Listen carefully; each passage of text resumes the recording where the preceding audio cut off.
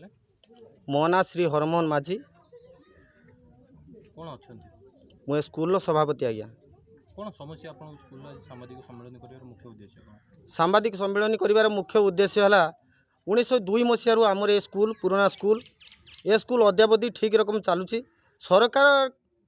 କିଛି ବର୍ଷ ଆगे ବର୍ଷେ 2 ବର୍ଷ ଆଗରୁ କ'ଣ ଗୋଟେ ନ୍ୟୁଜ୍ ଆସିଲା ଯେ ଆମ ସ୍କୁଲ ସବୁ ବନ୍ଦ ହେବ। ଗାଇडलाइन अनुसार आम पिलार स्ट्रेंथ ठीक अच्छी तेणु किस जे बंद हो कौन बंद है आम जापारूँ और आमको कौन सी इनफर्मेशन ना आमर यहाँ हूँ संपूर्ण एसी गाँ समस्ते हूँ हरिजन बस्ती हरिजन साहिर कौन प्रकार स्कूल बंद हवा कथा नुहे तापर आम गाइडलाइन अनुसार आम पिला ठीक अच्छी आम स्कूल को मिश्रण कराऊँच पंतई सहित पंतई को जीवाई आम गाँव रास्ता आम गाँव से गाँव को रास्ता ठीक ना टी जुआर हेले भी बुड़ी जाऊँगी तेणु किभली भाव में आम पिला गुड़ा से पाठ पढ़ाई जी ये हूँ कथा पुणी सरकार यटा को आदर्श ग्राम ग्राम बोली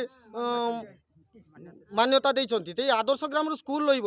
ये गोटाए कथा छोट छोट पिला माने केमती जी आज्ञा ये गोटाए कथा पुणी आउ गोटे कथा हूँ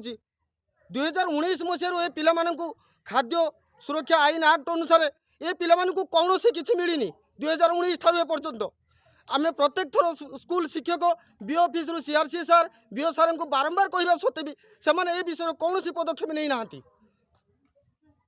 ये हूँ गोटे कथा आउ गोटाए कथा हूँ ए स्कूल जदि बंद कर दिया यार कहीं बंद कराऊँ कौन बंद कर दिया आम जानवा पाऊँ।